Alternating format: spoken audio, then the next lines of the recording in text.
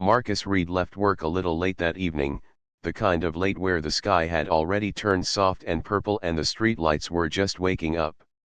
He was tired, but it was a good kind of tired, the kind that comes after fixing tricky problems and helping people all day. He rode the bus, scrolled through messages from his sister, and promised he would be home by 7 with milk, bread, and a few things for her special pasta. He stepped off at his stop, walked past the bakery that always smelled like warm sugar, and pushed open the glass doors to the store. Inside, the bright lights felt like a second daytime. Music played quietly from somewhere above the aisles. Shopping carts bumped and squeaked, and a group of teenagers laughed near the candy display. Marcus picked up a basket instead of a cart. He liked moving quickly, weaving in and out, staying light on his feet. He checked his list: milk, eggs, bread, tomatoes, basil, and something sweet for dessert. Simple, he said to himself. In and out. He headed to the produce section first. The tomatoes looked fresh and bright. He pressed a thumb gently against one and nodded, pleased. He chose a bunch of basil, lifted it toward his face, and smiled at the sharp, clean smell. It reminded him of his grandmother's kitchen, where every meal started with the sound of running water and the scent of herbs in a small glass on the counter. He slipped the basil into a paper bag, set it in the basket, and moved on. At the dairy case, he stood in front of the milk, comparing dates. He liked the one with the latest date because he hated wasting food. He reached out for a carton and felt someone push past him harder than a simple "excuse me" bump. His shoulder rocked a bit. The corner of the milk shelf tapped his elbow. He took a small step back, rebalanced himself, and turned. A couple had moved in front of him. The man grabbed a carton without looking. The woman glanced at Marcus, then at the milk, and then back at Marcus again. "Excuse me," Marcus said, polite and calm. He wasn't looking for trouble. He just needed his milk. The woman lifted her chin and gave a small, sharp laugh that did not match the soft music above them. The man didn't look at Marcus at all. He swung the fridge door closed with a little too much force. The plastic handle rattled. When Marcus moved to open it again, he saw their cart blocking the space. He paused, gave them a second to notice, then took a small half step to the side. A nearby kid pointed up at a sign showing a cartoon cow. "Look, Mom," the kid said. "The cow is dancing." The mother smiled and said something about finishing up quickly. The normal world buzzed and hummed around them: lists, prices, sale tags, the soft beeps at checkout. The couple's cart didn't move. Marcus thought maybe they just hadn't noticed him, so he tried again. "Excuse me. May I get past?" he said. His voice stayed steady. He worked in tech support and knew how to keep his tone even. Calm helped people think clearly. The woman looked him up and down. Her eyes narrowed a little. She said something under her breath to the man.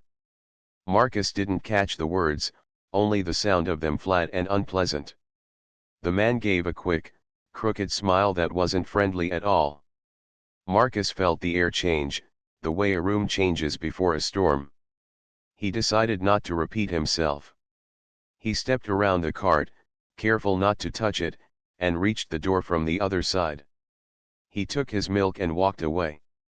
By the time he reached the bread aisle, he could hear the hum of many small things: a stroller wheel squeaking, a cart with a wobble, two friends arguing gently about which pasta shape holds sauce better.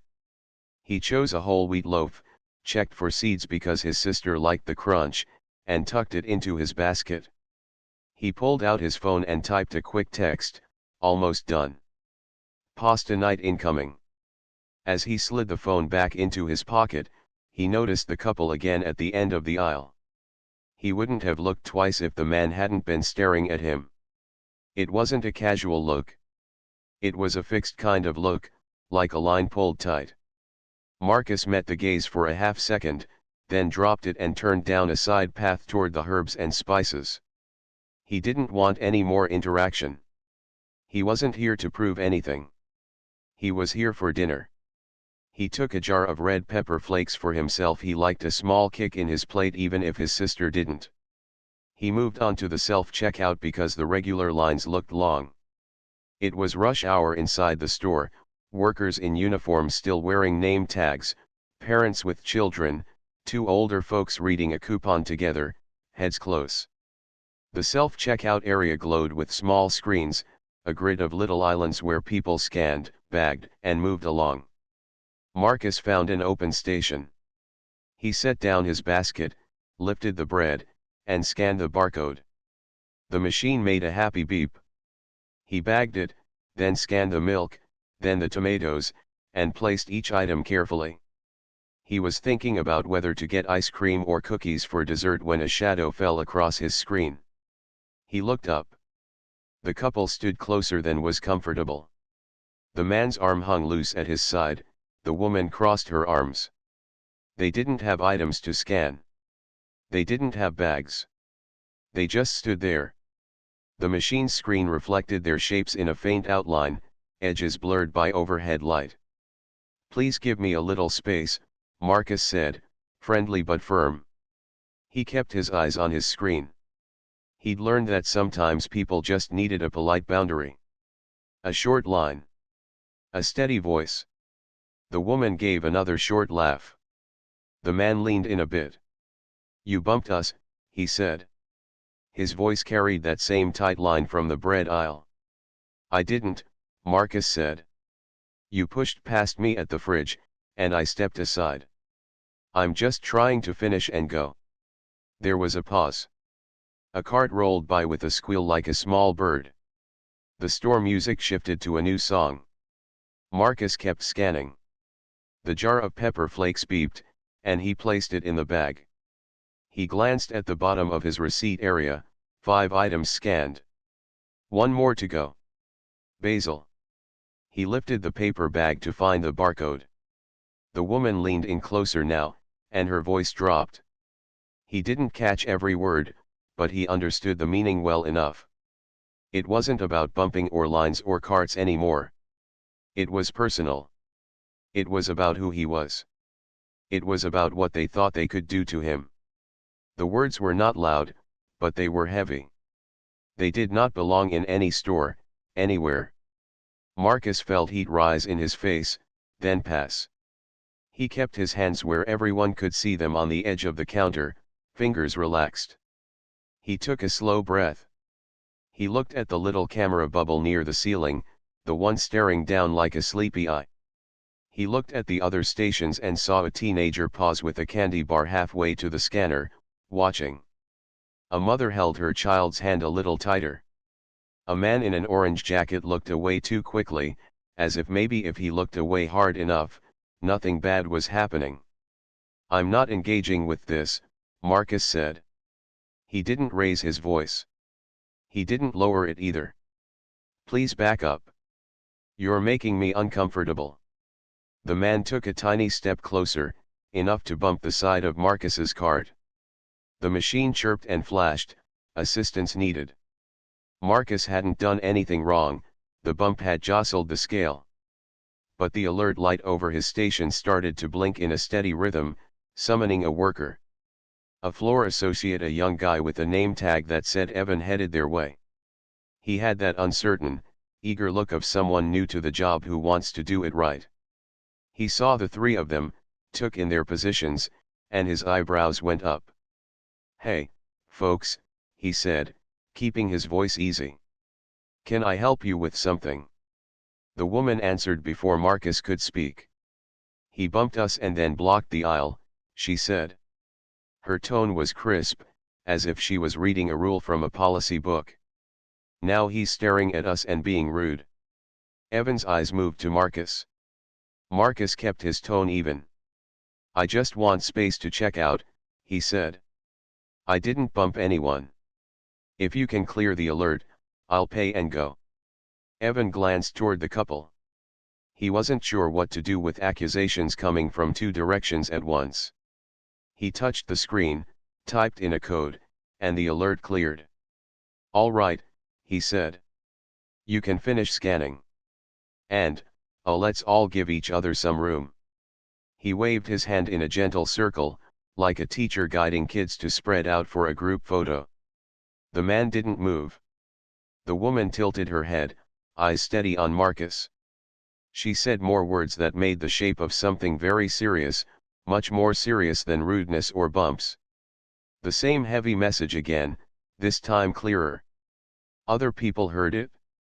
A couple of phones rose quietly, almost shyly, as if their owners wished they didn't have to record anything at all, but felt that maybe they should.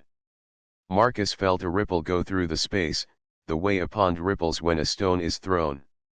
He thought of his sister, waiting at home, boiling water for pasta, checking the time.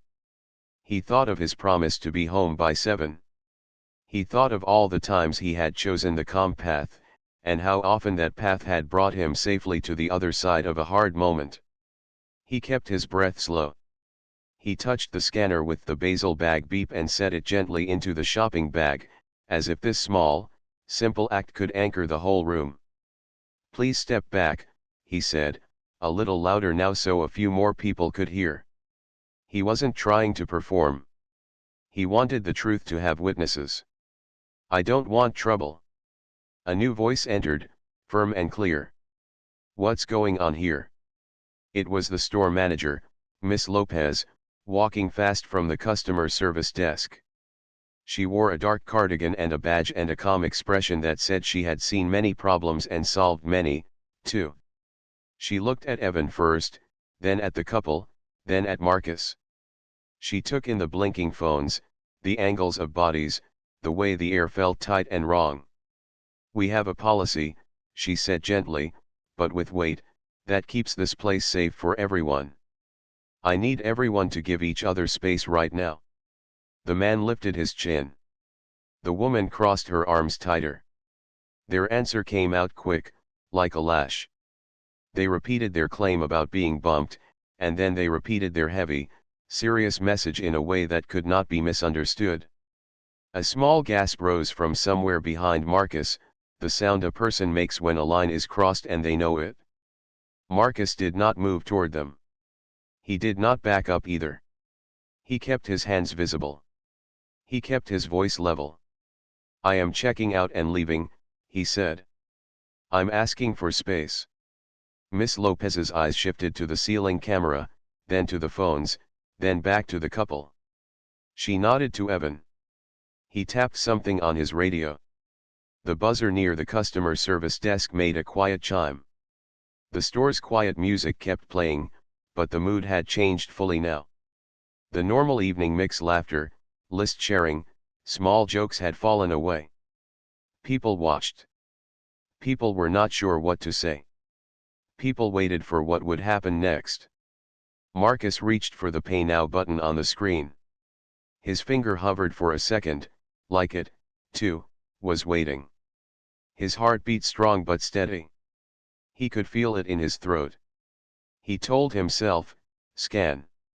Pay. Go home. You did everything right." He told himself, "You are not alone here. People can see." He pressed the button. The screen changed to the payment options. The light above his station blinked once more, then went still. He could sense Miss Lopez take one small step closer to stand between him and the couple, not touching anyone, but clearly drawing a line with her presence. Evan stood to the side, radio near his mouth, eyes alert. The couple's cart sat empty. The woman's eyes flashed. The man's jaw tightened. A phone's red light blinked in the corner of Marcus's vision. And then a soft, steady beep sounded from the security desk near the pharmacy. Two figures in uniform turned the corner into the self-checkout area, brought there by a simple call for help and the store's promise to keep peace inside its walls. Marcus didn't reach for his wallet yet. He lifted his eyes, met the gaze of the manager, and understood that the next moment would decide the rest of the evening for him, for the couple, for the people watching, and for the small child who would ask later, why were those people so loud? The two officers paused at the edge of the self-checkout area as if they were listening to the room itself. Their eyes moved quickly, the blinking light over Marcus's station, the tight triangle of space between him and the couple, the tense faces nearby, the phones half raised like cautious hands. Miss Lopez stood a step forward, steady as a signpost. Evan kept to one side, radio at his collar, watching for a cue. Marcus did not move closer to anyone. He kept his palms open on the counter, shoulders relaxed on purpose. He knew his own heartbeat would try to hurry him, he would not let it. His screen still showed the payment options. He could almost feel the weight of the card in his wallet, yet he knew one rushed hand could change the meaning of a moment. So he waited for the officers to speak first. "Afternoon," the taller officer said in a calm voice. "Let's make some space." He lifted a hand, palm down, and pushed the air outward, showing what he meant. The second officer moved to a position where she could see everyone at once. It took a breath or two, but bodies shifted. The circle widened by a step. The couple did not move much, but the small change helped. The woman spoke first, quick and sharp. She said Marcus had blocked them, had started trouble, had made them feel unsafe. She said it like a list of facts, one after the other, as if speed could make them solid. The man added short comments that matched her version. Marcus watched their mouths, but he also watched the officers' eyes. He could tell the officers were not only listening to words, they were also reading the room, the way people watched, the angles of feet, the recorded red dots on a few phones, the manager's posture. "I'm going to talk to each of you," the taller officer said. "One at a time." He turned to Marcus. "Sir." Marcus nodded. "Yes." "Name?" "Marcus Reed." "Okay, Marcus. In your own words." "Slow and simple." The officer's tone had no heat. It invited clarity. Marcus gave the most basic picture he could. "I came to buy groceries. At the dairy case, they bumped past me. I stepped aside. Later they stood close at my checkout. I asked for space. They spoke words that made me feel unsafe. I kept my hands here and asked again for space." He did not add color. He did not add history. He kept it like a clean line drawing, true and spare. The second officer glanced to Miss Lopez. "Do you have cameras in this zone?" "Yes," Miss Lopez said. "Overhead and at the entrance to self-checkout. We also received a radio call when the alert light went on." The woman cut in. "He's lying," she said quickly. "He blocked us and glared, and then ma'am," the taller officer said, still calm, "you'll have your turn. Right now I'm gathering simple facts. Please hold." The woman pressed her lips together. The man let out a small breath through his nose, the kind that tries to sound amused and ends up sounding tight. A child sniffled somewhere behind the candy rack. A parent whispered, "It's okay," and handed over a small pack of gum as a distraction. The store's music went on, verse to chorus, as if it did not care about human moods at all. Evan stepped forward a half step. "I cleared the machine alert," he said. "The cart got bumped. It looked like the station scale thought an item was wrong." "Thanks," the officer said. "That helps." A woman in a red scarf lifted her phone a little higher. "I have video," she said, voice shaking and brave at the same time. "It starts when the heavy words began. I didn't get the dairy part." "Thank you," the second officer said. "Please keep that ready. We may ask to view it." She did not take the phone right away. She knew that calm was also order: gather, confirm, then act. The couple shifted, restless. The man moved his foot and the wheel of Marcus's empty cart clicked softly. He looked at the officers, at the phones, at Marcus, and then back to the officers again, as if searching for the quickest exit through a maze. Miss Lopez did something important but small. She pulled a laminated card from her pocket and set it on the edge of Marcus's checkout counter so the officers could see. The card listed the store's conduct policy in clear lines: safety first, no harassment, no threats, staff trained to intervene, managers authorized to remove disruptive customers. It was not a speech, it was a simple anchor. The taller officer nodded at the card and then at Miss Lopez. "We appreciate clear policy," he said. He turned back to Marcus. "Did you touch them at any point?" "No," Marcus said. "I kept my hands on the counter once they came close. Before that, in Derry, I stepped aside." "Did you say anything back that could be taken as a threat?" "No," Marcus said. "I asked for space. I said I wanted to check out and leave." "Okay." The officer let out a slow breath, the kind that resets a moment. "Thank you." He turned to the couple. "Your turn. One at a time." He nodded at the man first. The man's words came shorter, clipped. He said Marcus had been rude, had blocked away, had looked at them in a way he did not like. He used the word provoked, as if that one word could rearrange the scene. The officer asked him to slow down. "What happened first?" the officer asked. The man went back to the dairy case and talked about the milk door. The picture changed under his own telling. First he said Marcus blocked him, then he said they were in a hurry, then he said Marcus stood there, which was not the same as blocking. The officer listened without comment, but his pen wrote the words down in their order. The woman followed with her version. It matched in parts and not in others. At one point she said they had asked Marcus to move. At another point she said he had spoken first. The officer asked the same question he had asked Marcus: "Did you touch him?" She hesitated. "We brushed by," she said finally. "He was in the way." The officer wrote that down exactly. The second officer turned to the small group of bystanders who had stayed near, not to poke, not to stare, but because they felt the weight of being present. "If anyone saw the dairy case part," she said, "or the moment before the alert light, please let me know." Two people stepped forward, not sure if their little slices of seeing mattered. The officer thanked them. Small slices, when stacked, make a full picture. On Marcus's screen, the payment option still waited. It struck him as almost funny, in a sad way, that a machine could sit so patient in the middle of a storm of feelings and words. He thought of his sister again and sent a quiet prayer into the air that she would not worry. He did not pull out his phone. He stayed present. The room took a breath when the red scarf woman's video played for the second officer.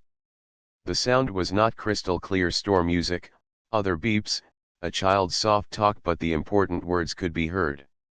They were not kind words. They carried a dark meaning. The officer did not replay them out loud. She did not need to. The woman who filmed looked down at her own hands afterward, as if they had done something heavy and good and she was not used to that weight. "Thank you," the officer said again. "If we need a copy, we'll ask you for it through the manager, so you have a record of the request." Miss Lopez used her radio to ask security at the front to mark the time on the camera system and to preserve the window around this moment. "Copy," came a quiet reply. One of the checkout staff began quietly guiding new shoppers to the far lanes to keep the room from filling up more. The man looked at the video viewer's small screen from where he stood, but could not see it. He turned to the taller officer. "This is ridiculous," he said. "We're the ones being..." He searched for a word that might turn the tide with one throw. He didn't find it. He settled on, "He was rude." The officer did not argue. He did not try to win a debate. He looked at the facts on his notepad, at the policy card, at the small offer of video from more than one angle, and at the calm body of the person at the center of it, hands open on a counter, voice even, eyes level. "Here's what we're going to do next," the taller officer said. "We're going to separate everyone by a few more steps. "Sir," he said to Marcus, "please stay right where you are and finish paying when we tell you." "Ma'am," he said to Miss Lopez, "we'll want to view the overhead video with you in a minute."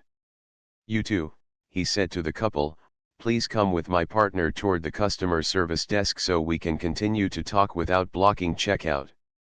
The woman did not like that idea. "Why should we move?" she asked. "He's the one because we need space and order," the officer said, still even. "And because this area is for paying customers, and you are not paying for anything at the moment." It was a small, practical reason. It was also a strong one. The couple hesitated, but the second officer's posture made the path clear, not a fight, not a threat, simply the next step. They moved with her toward the desk. The circle around Marcus loosened. Some phones lowered. The room let out a breath it did not know it was holding. Evan touched Marcus's screen again and made sure the alert was fully cleared. "You can pay when you feel ready," he said softly. "Thank you," Marcus said. He took out his wallet with smooth, easy motions. He tapped his card. The screen approved the payment with a cheerful chime that sounded almost silly in the heavy air. He folded the receipt, slid it into his pocket, and tied off the top of his bag so nothing could fall out if he had to stop quickly on the way out. He was not planning to stop. But he had learned to plan for simple control over small things. "Please wait a moment before leaving," Miss Lopez said kindly. "We may need a short statement for our incident report." "I understand," Marcus said. He was tired, but he was present. He set his bag in the basket and stood near, but not in, the flow of people coming and going. At the customer service desk, the second officer asked the couple for identification. The request was ordinary, but it mattered. The woman pulled a wallet out of a large purse and took longer than the task should take. The man fished in his back pocket with a sigh that asked the room to feel sorry for him. The officer waited. She had waited before, she could wait now. A man in an orange jacket, one of the early watchers, stepped nearer to Marcus and spoke in a low voice. "You kept your cool," he said, almost surprised.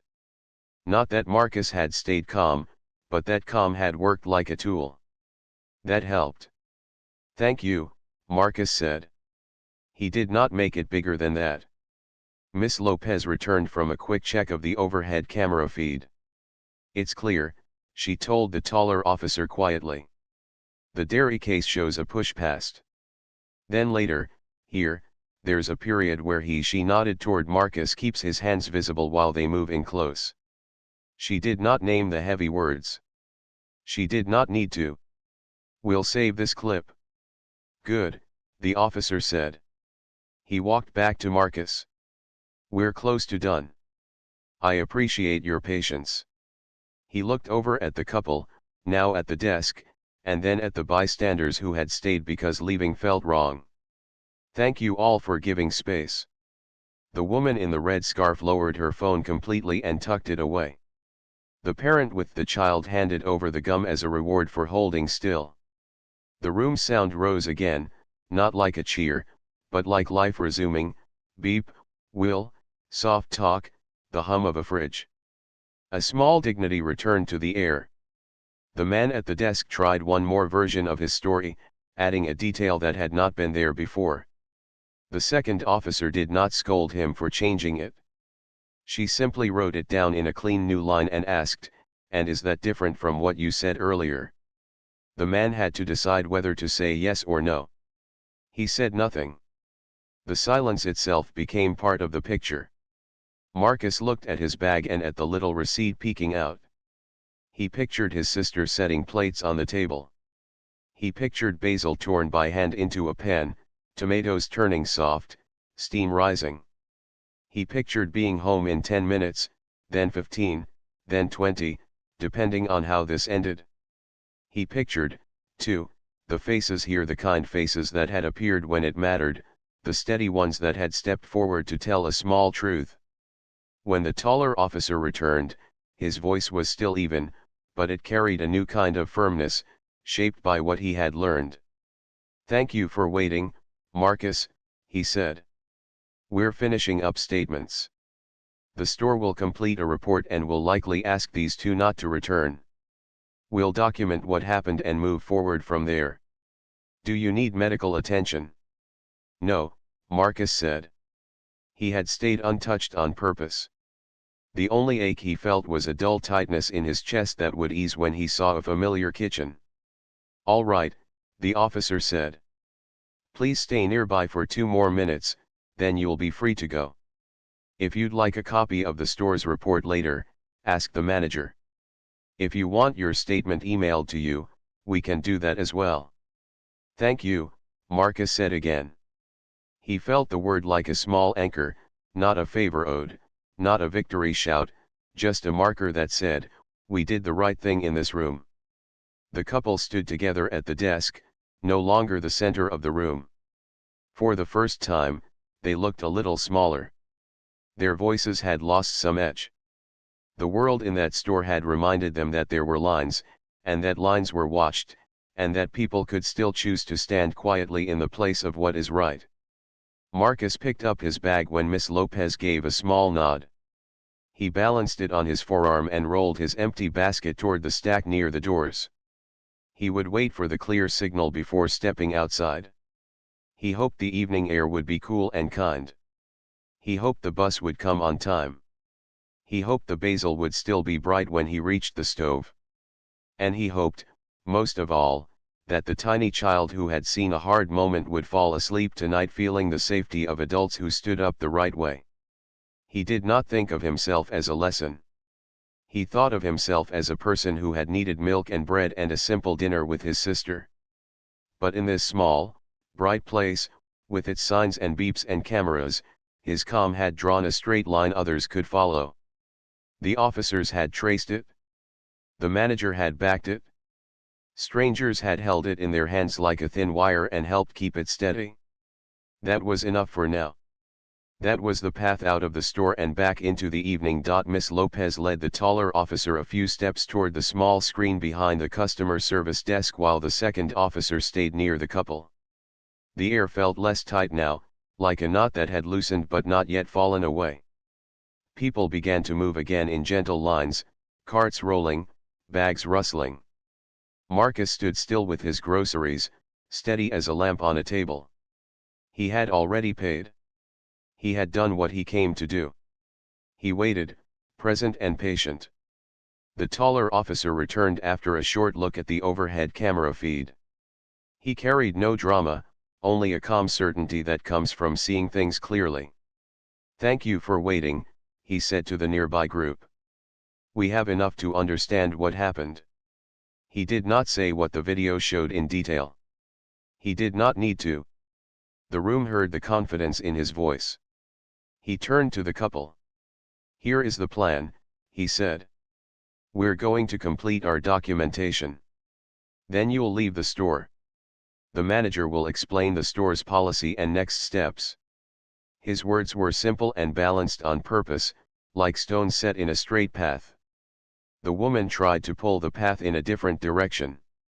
"We didn't do anything," she said quickly. "He was rude first. He stared at us." She pointed at Marcus as if her finger could change the weight of facts. The man stood with that same tight smile, the one that showed strain more than confidence. The second officer did not answer with a speech.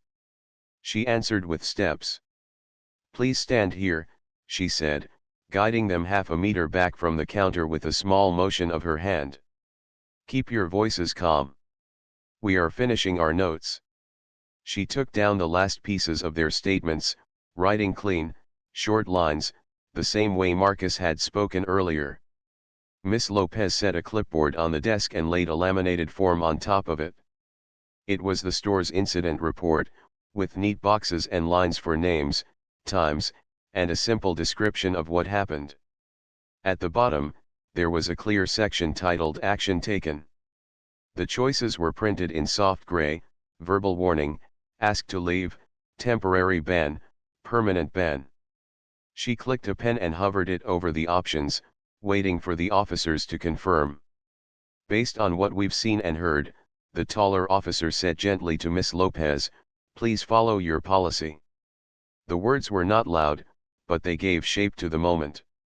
Miss Lopez marked the form. You are not allowed to return, she told the couple in a voice that was both firm and careful. This is a safety decision. We will keep record of this. If you return, the system will notify us. She did not raise her voice. She did not need to. Her calm left no room for confusion. The woman's mouth tightened. The man let out a breath that tried to sound like a laugh. Neither of these changed the lines on the form.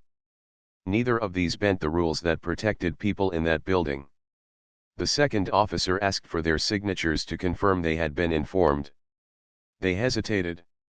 Signing does not mean you agree, the officer explained plainly. It means you received the notice. After a moment, the pen made 2 quick marks. The taller officer came back to Marcus. Thank you for keeping steady, he said. Here is your case number. He wrote it on a small card and slid it over. If you choose to share your statement by email later, this is how you refer to it. If you need support services, this pamphlet explains what is available. He tapped a second card that listed a helpline, a counseling resource, and instructions on how to request video preservation through the manager. Marcus took the cards and read them once, making a quiet picture in his mind of where they would go at home. Top drawer, right side. I appreciate it, he said. Would you like to add anything else to your statement now? The officer asked. My statement is simple, Marcus said. I asked for space. I stayed calm.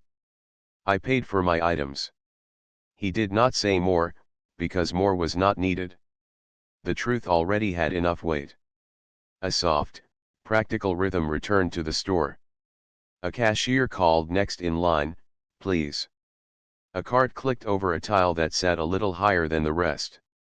The child who had been worried earlier now held a small pack of gum and swung it back and forth like a pendulum. The parent smiled at Marcus as if to say, we saw. We care. The second officer spoke to the couple again, not unkindly, but clearly. Words that place someone in fear are serious, she said. In this store, you were asked to give space and you refused.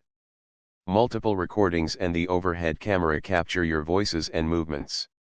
We are finishing a report for this incident. She paused to let the meaning settle. Tonight, you are leaving without further trouble. If you repeat this behavior elsewhere, the result may be more severe. The woman's shoulders shifted. The man looked at the exit. The line between them and the door felt shorter now than it had minutes before. Miss Lopez finished her section of the store report and made a photocopy. She placed one copy in a clear envelope for the officers to take, and another for the store records. She also printed a short note to be taped at the security desk with the couple's names and a date, a quiet reminder for staff who might be on duty later. She did these tasks with the gentle speed of a person who has done hard things before and learned to keep them neat. Before the couple left the counter, Miss Lopez said one more thing that mattered. This is a place where families shop, where workers stop in after long days, where students buy snacks, she said, not in a lecturing tone, but in a way that drew a small circle around the building in words. We measure everything here against one promise: people will feel safe while they do normal life. That promise guides our choices. The woman said nothing. The man did not meet her eyes. The second officer gestured toward the entrance. Out this way, she said simply. The couple moved. No sirens, no shouting, no extra display, only a quiet walk beneath the security camera and past the sign that listed the store's promise to its customers. Marcus did not watch them leave. He felt the weight of the moment lift from his shoulders, not all at once, but like a book placed gently back on its shelf. He looked at his bag, at the basil peeking out of the top, fresh and green. The sight grounded him. It reminded him that normal life still wanted to continue and would, as soon as he stepped through the doors. Mr. Reed, Miss Lopez said softly. We're covering your groceries tonight. She tapped a few keys on her handheld device, and the system placed a credit on his receipt. For the inconvenience. And for the example you set. This helped us keep the space calm. You don't have to, Marcus said. He meant it. I know, she said. We want to. Her smile was small and real, the kind of smile that does not ask for attention.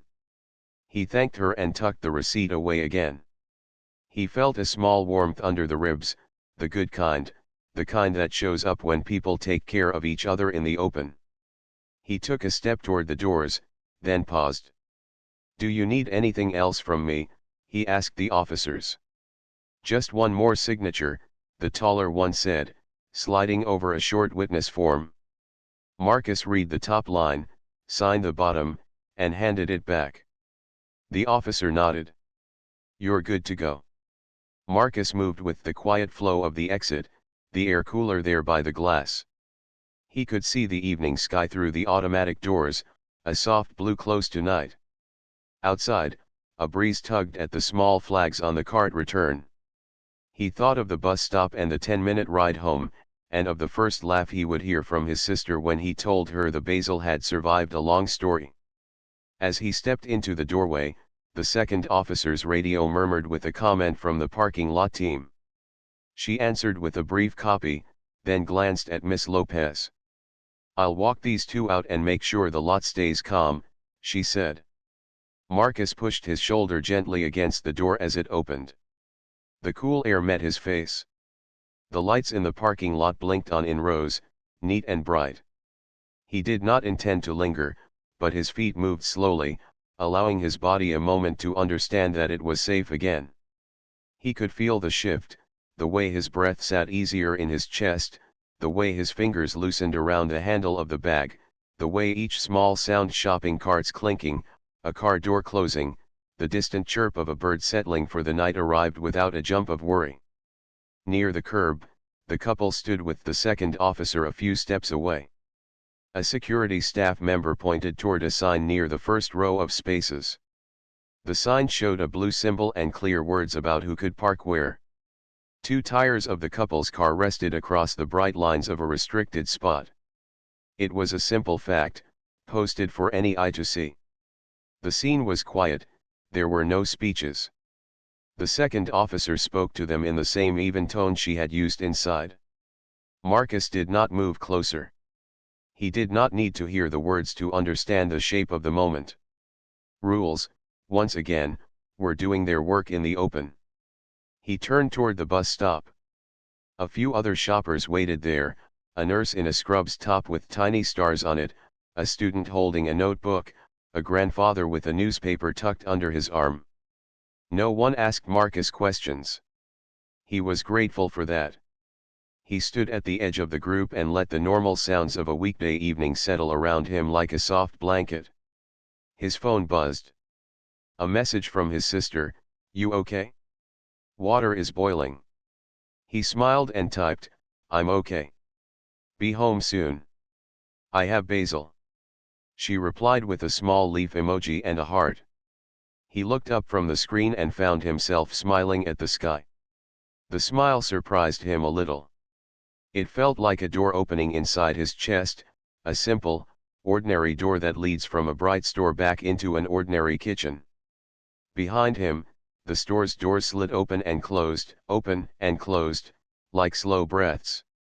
Miss Lopez stepped out, spoke quietly into her radio, and then went back in. The taller officer left through the other set of doors and walked towards the couple and the second officer. The world outside the store did what it always did: cars came, cars went, the ice machine hummed, a dog in a passing truck barked one puzzled bark at nothing special. The bus pulled up with a gentle sigh. Marcus climbed aboard, tapped his transit card, and found a seat by the window. He set his grocery bag on his knees so the basil wouldn't get crushed. As the bus pulled away, he saw the store shrink in the glass, a bright rectangle with two small doors, a place where a promise had been kept. A promise about safety. A promise about care. A promise about what happens when people choose calm and truth in the open, with witnesses. He watched the rows of lights slide by and thought about the turning point that had come and gone inside, not one big dramatic sound, but many small steady choices: his choice to be calm, Miss Lopez's choice to follow policy, the bystanders' choice to hold up phones, the officer's choice to listen in order, to separate voices, to anchor the room with simple steps. Those choices had joined together like threads and made a strong rope. He felt that rope in his hands even now, imaginary but real in its effect. It had carried him from fear to a clear path out the door. The bus stopped at a light. A crosswalk sign blinked white, then orange. Marcus breathed with it, in and out. He did not know what tomorrow would bring for the couple or for anyone else. He knew only that for this evening, in that bright store, simple rules and steady people had kept the promise. That was enough to carry home with the basil and the bread. That was the turn this story needed. The bus rolled through familiar streets, and Marcus watched the city change color as the last light left the sky. He felt better than he had inside the store, but calm did not mean empty. His thoughts still moved like slow waves. He pictured the words on the card the officer gave him, the store policy Miss Lopez showed, the small phones that had risen like careful lanterns. He held his bag close and told himself, home, dinner, rest. At the next stop, a nurse in starprint scrubs sat across from him. She looked at the basil peeking from his bag and smiled. "That smells nice," she said.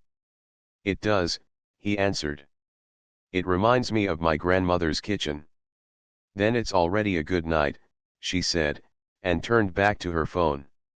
He liked that how a small, kind line could float the weight of a whole day.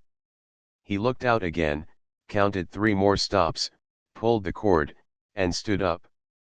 When he stepped down to the sidewalk, the bus doors closed with a soft hiss, and he felt the night air settle around him like cool water. His building stood on a quiet street lined with young trees.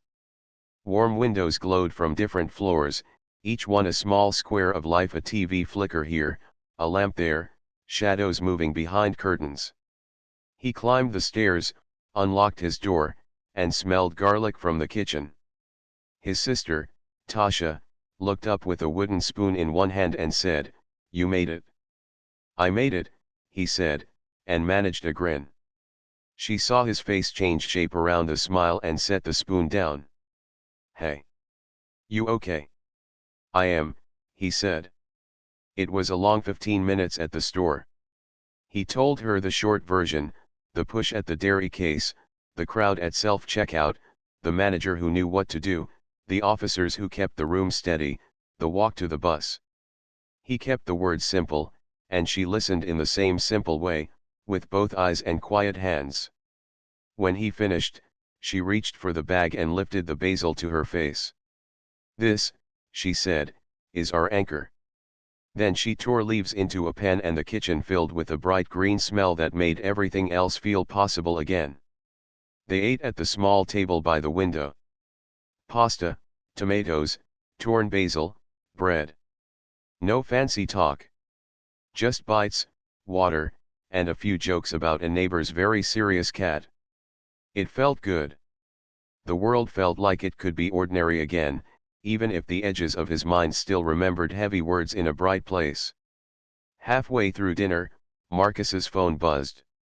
The screen showed a message from an unknown number: "Hi, this is Miss Lopez from the store. I wanted to share our incident report number and let you know we preserved the video. Also, please call if you need anything." He typed back a thank you and asked if she needed anything else from him. She wrote, "Not tonight. Rest well." His phone buzzed again. This time, it was his friend Amir. "You okay, man? Someone posted a short clip from your store. It's going around on our neighborhood group. It shows the couple standing close to a guy at self-checkout. You can't see faces clearly, but I think it's you." Comments are mixed. Marcus felt a small drop inside his chest. He did not want his day to become a public story. He also knew that small videos moved fast and sometimes told only half. He texted back, "Thanks for the heads up. I'm home safe. Manager and officers handled it." Amir replied with 3 words, "Here if needed." Tasha watched him read and set the phone down. "What is it?" "A short clip online," he said. "Doesn't show everything." She nodded, not alarmed, just aware. "Do you want to ignore it, or do you want to make sure the full story is there?" She asked it like a real question, not a push. He thought about it. He thought about the red scarf woman who had filmed, the bystanders who stood still on purpose, the calm voice of the taller officer. He did not want noise. He wanted truth with edges. "If it grows," he said, "I'll share a simple note. For now, I'd like to rest." They cleared the plates. They washed dishes, moving like a team that had practiced for years, one rinsing, one drying, silence between them that was comfortable. After, they watched a funny show to rinse the mind, then turned it off before the clock said it was too late. Marcus checked his front door, turned off lights, and finally stretched out in bed. He slept, not all the way through, but enough for morning to look kind. By the next day, the clip had picked up more eyes than he expected. He learned this from a neighbor who stopped him at the mailbox. "Saw something online," the neighbor said, trying to be careful. "Looked like our store last night." "You good?" "I'm good," Marcus said. "It was handled." "Okay," the neighbor said. "Glad you're okay." The neighbor moved on, but their face held that small line of worry people keep when they hope the world is fair. At work, Marcus's manager, Priya, called him into a quiet room. "I got a note that your name might be in a community thread," she said gently. "We care about your well-being. Do you need time off? Do you want us to make any statement?" "No pressure." "Thank you," he said. "I don't need time off. If anyone asks, I did what I always try to do. I stayed calm and followed instructions. The store staff did the right thing. That's all." "Got it," Priya said. "We support you." He appreciated how simple that was. He returned to his desk and slid back into the rhythm he knew, tickets in the queue, voices on the phone, people who needed help with small, solvable things. It felt good to solve things that stayed solved. But at lunch, Amir came by with his sandwich and said, "So, the couple posted their own slice now. It's the part where you say, 'Please step back.'" They wrote a caption, "This guy tried to push us out of the way." Comments are messy. Some people are defending you, some are saying all kinds of things. There it was, the near failure beat. Not in the store, but in the echo. A half picture had a way of trying to set the full frame. Marcus felt the same calm he had practiced the night before gather again. He did not rush. He ate 2 bites. He drank water. He said, "Okay. What do you want to do?" Amir asked.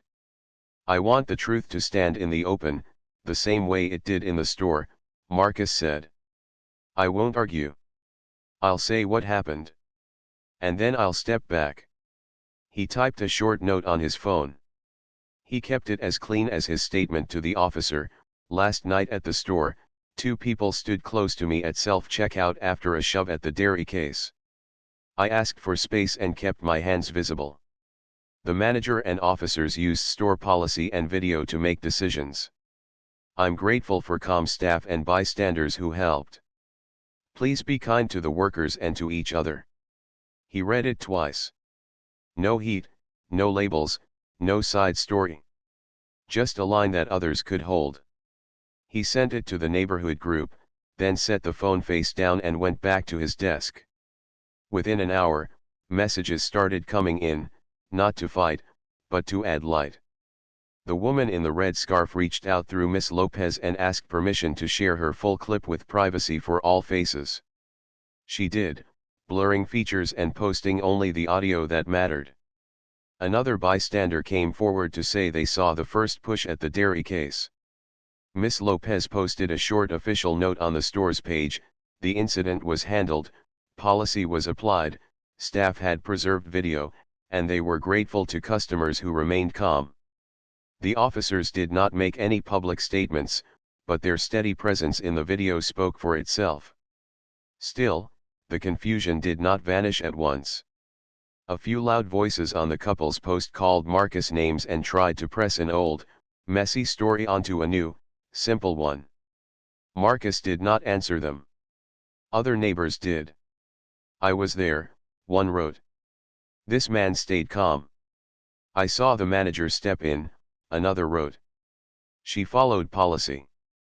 The heavy words were real, a third wrote softly. The phones did not make them up. By evening, the storm of comments began to shift. It did not disappear, storms rarely do in one day. But it moved from loud weather to light rain. People started sharing notes about what they could do in future moments: step between to create space, call a manager early, keep voices level, record with care, ask stores about their safety policy. Ms. Lopez added one more post: "We will host a short community session next week on how to help our staff keep the store safe for all. Everyone is welcome." Marcus read that and felt a small, strong yes inside him. He wrote to Ms. Lopez privately, "I'll come, if that's helpful." She replied, "It would be." The next days were not dramatic. They were practical. The couple's car, which had been parked across two restricted lines, received a citation that very night. A tow truck had been called under the posted rules when the driver refused to move, and the store made a record of it. The couple tried to argue online about the parking too, but pictures of the sign and the lines ended that thread. Rules, once again, were doing quiet work. At work, Priya invited Marcus to share a few tips at the team's end-of-week meeting about staying calm with upset callers. He laughed at the parallel and said yes. He did not talk about the grocery store. He spoke about breath, about tone, about how simple phrases like "I hear you" and "let's solve this one step at a time" can turn heat into light. After the meeting, a teammate said, "Your calm is work I can actually do, not just a trait people either have or don't." That felt like a win. The community session at the store happened on a Tuesday evening. Chairs were set up near the bakery. A sign at the entrance said, "Community Safety Hour, Neighbors Welcome." Miss Lopez stood at the front with a small whiteboard. She outlined 3 steps anyone could take in a hard moment: alert staff early, create space with your body if it is safe, and record if needed while keeping your voice simple and clear. She stressed the "if it is safe" part twice. The taller officer attended in plain clothes and answered 2 questions about when to call emergency services. He kept his answers short. People nodded, asked good questions, and shared small stories. When it was time for neighbor voices, Miss Lopez looked toward Marcus. He felt a flutter in his chest. He stood anyway. He did not recount the entire incident. He did not want to invite old heat back into a cool room. He said only this: "When things turned hard, people around me did small good things. They made space.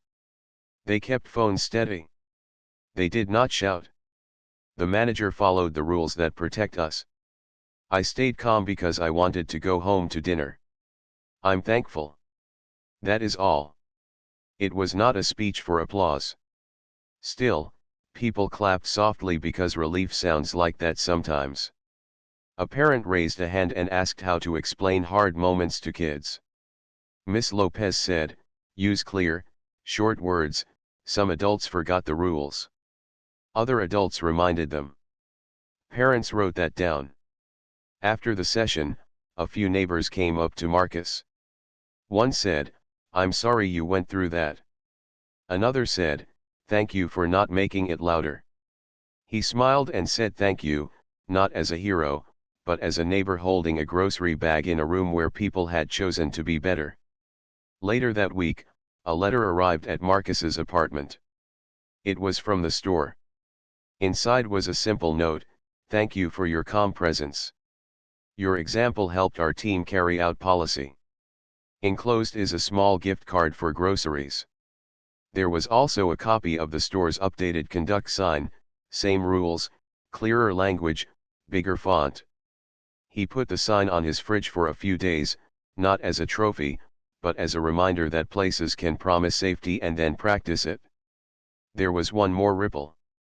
A local community center invited Miss Lopez and the taller officer to speak at a monthly meeting about everyday courage. They asked Marcus to join. He hesitated. He did not want to be known for a hard moment. He wanted to be known for helping people fix their computers and for making good pasta. But he also knew that simple stories, told without heat, could make paths for others. He said yes, with one condition: "I'll share only what helps. I won't repeat heavy words." They agreed. On the night of the meeting, he wore a plain shirt and sat on a folding chair with a paper cup of water. He told the smallest version of the story, the one with only the bones: a push, a request for space, a manager with a clear card, officers with even voices, bystanders with steady hands, a walk to a bus, dinner at home. He ended with the same line he had used online: "Please be kind to the workers and to each other." It felt right to end where the best part of the world begins. Afterward, as people filed out, someone asked him if he felt angry. He thought about it. "At first, I felt heat," he said. "Then I felt focus. Now I feel tired, and grateful. Tired is normal. Grateful is a gift." He walked home under a sky full of quiet stars. The city was the same. The store was the same. He was the same, but also a little stronger in a way he could not measure, like a bridge repaired overnight, lines tightened, bolts checked. He opened his door and smelled garlic again. Tasha was in the kitchen with a new plan: soup tonight, with basil again, because basil had become their small flag for making it through. Marcus smiled, washed his hands, and reached for the cutting board. The world was not perfect. But in one bright store, on one ordinary night, calm had done its work. And in the days after, community had done its work too: quiet, steady, open to anyone who wanted to help. That was the fight back, and it turned out not to be a fight at all. It was a practice. It was people choosing, over and over, to be the kind of neighbors who make space, tell the truth, and carry each other from a hard moment into a gentler one. Sunday morning came with soft light and the smell of coffee. Marcus stood by his window, watching the street below wake up. A delivery truck stopped, a jogger waved to a neighbor, a sparrow hopped along the railing like it owned the day. The city felt normal again, and that normal felt like a gift. He thought about the past week: the bright store, the calm voices, the steady phones, the small session near the bakery, and he felt a quiet sense of closure building inside him, like the last knot in a rope being tied with care. He opened his notebook and wrote a short letter he didn't know he needed to write. It was not to the couple. It was to the people who had helped keep the night from breaking. He wrote to Miss Lopez first: "Thank you for standing where the rule of safety lives." He wrote to the officers: "Thank you for listening in order, not in a hurry." He wrote to the red scarf woman: "Thank you for holding a phone steady without trying to become the story." He did not plan to mail all of them, but putting the words in ink gave shape to what he felt. Gratitude, once spoken, keeps its own light. Later that day, he took a walk to the store.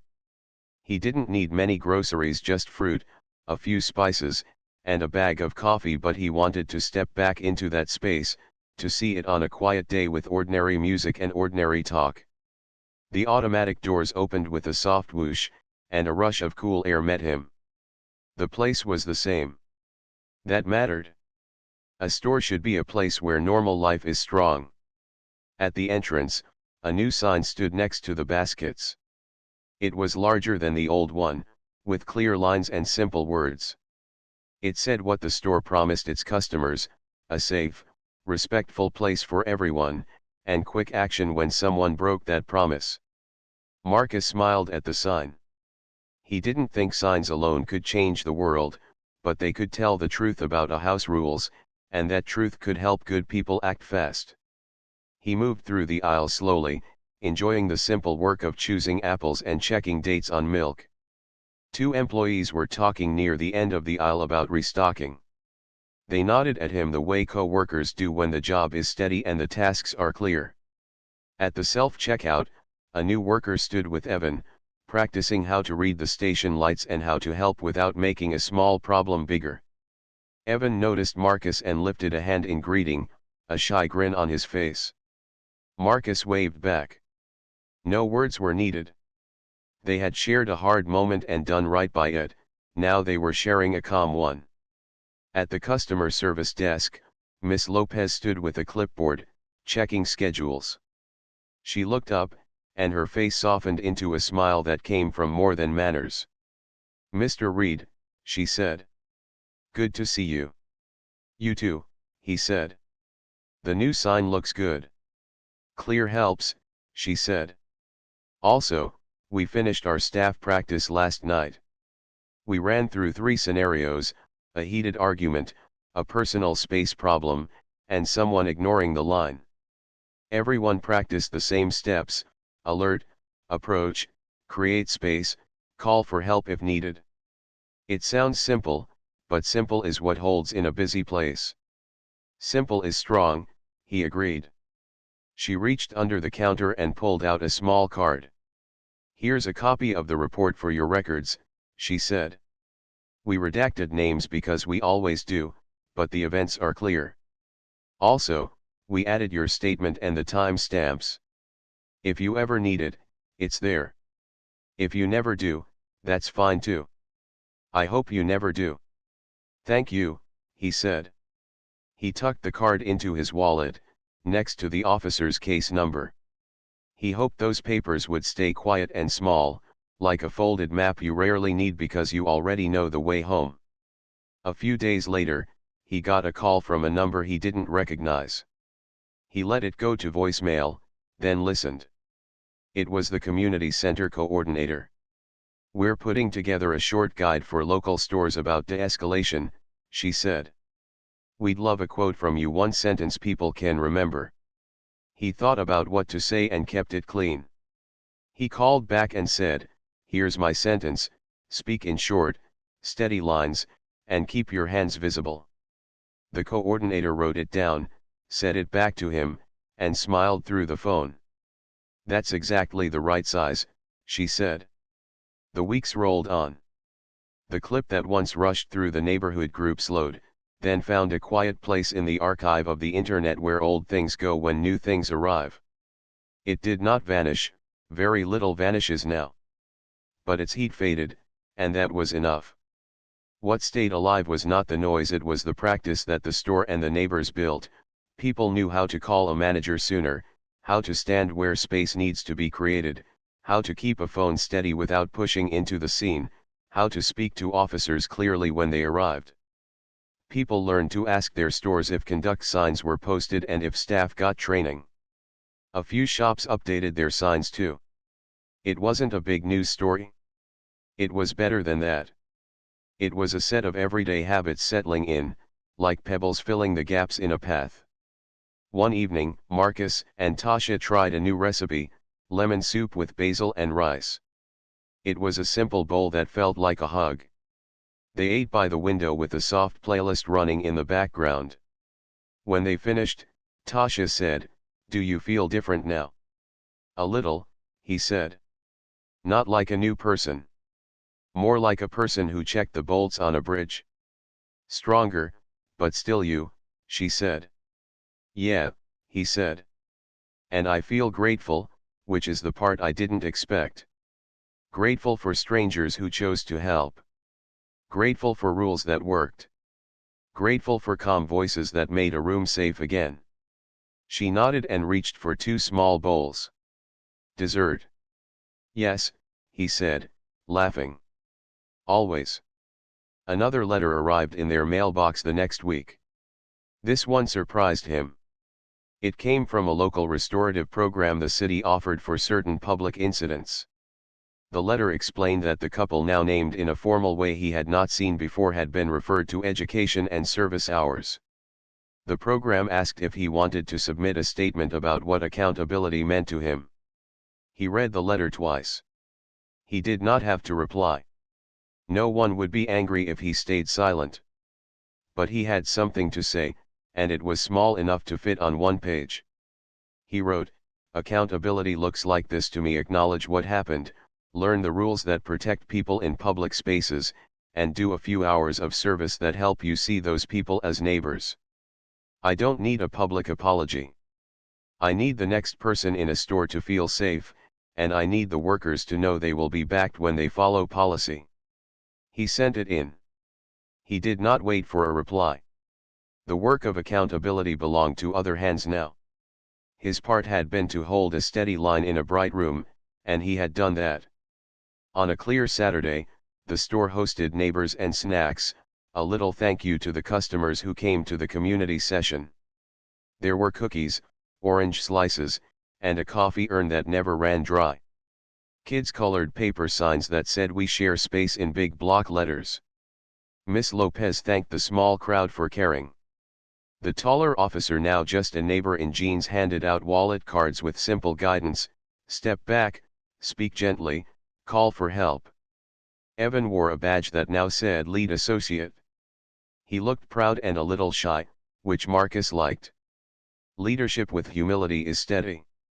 When it was time for closing words, Miss Lopez invited Marcus to say something if he wanted. He kept it short. "I came here tonight not as a lesson," he said, "but as a neighbor who buys milk and bread. What happened in this store could have gone wrong. It didn't, because people did small good things. You can do those things too. Thank you for caring about a place where normal life stays safe." People clapped with their hands and with their faces. That is, some clapped out loud, and some just softened their expressions in a way that says, "We're with you." On the way out, a teenager who had been quiet the whole time tapped Marcus's shoulder and said in a near whisper, "I want to be calm like that if something happens." Marcus smiled and said, "It's a practice. You learn it by doing small simple things every day." As summer edged toward fall, life returned fully to its regular rhythm. Work tickets, bus rides, weekend laundry, calls with friends, good meals, a funny show on a Tuesday night. Marcus added a tiny ritual he had not practiced before. When he entered any store, he looked for the conduct sign, not to memorize it, but to remind himself that shared spaces have shared promises. He learned the names of 2 more staff members and always said, "Thanks for your work." Small words, steady light. Once, weeks later, he saw the red scarf woman buy the produce. They recognized each other with a nod that said, "We stood in the same room when it mattered." She smiled and said, "I'm glad it ended the way it did." He said, "Me too," and they both went back to choosing apples. Not every connection has to become a friendship. Some just become a quiet thread in the fabric of a neighborhood. On a cool evening, at home, Marcus found the officer's card and the store report in his drawer and thought about throwing them away. He held them for a moment, then put them back. Not because he wanted to keep the memory, but because sometimes a map in a drawer is a comfort. You rarely need it, but it is there, folded and ready, just in case. What stayed with him most was not the hard moment. It was the lesson that grew out of it. Calm does not mean silence. It means choosing words that carry light and actions that draw clear lines. Community does not mean a crowd. It means a few people doing the right thing at the same time. Policy is not a poster. It is a promise practiced out loud. On the last page of his notebook, he wrote a final line for himself, something to reread on harder days: when the air gets tight, breathe once, speak simply, stand where safety lives. He closed the book, turned off the light, and let the room go quiet. Across town, in a different room, Someone else might have been reading their own paper from a restorative class about respect in public spaces. He didn't need to see it to believe it could happen. Change rarely arrives with fireworks. It arrives with a better habit repeated until it sticks. And so the story, which had begun with a shove and heavy words in a bright store, ended not with a shout, but with steady steps, a manager who followed rules, officers who listened, neighbors who stood in the gap, and a man who kept his hands open on a counter and his voice level because he wanted to go home for dinner. The lesson was not dramatic. It was practical and strong. In a shared world, calm truth and clear rules can move faster than harm when people choose to stand together. That choice is the quiet kind of courage anyone can carry into a store, a bus, a school, a street, and a life.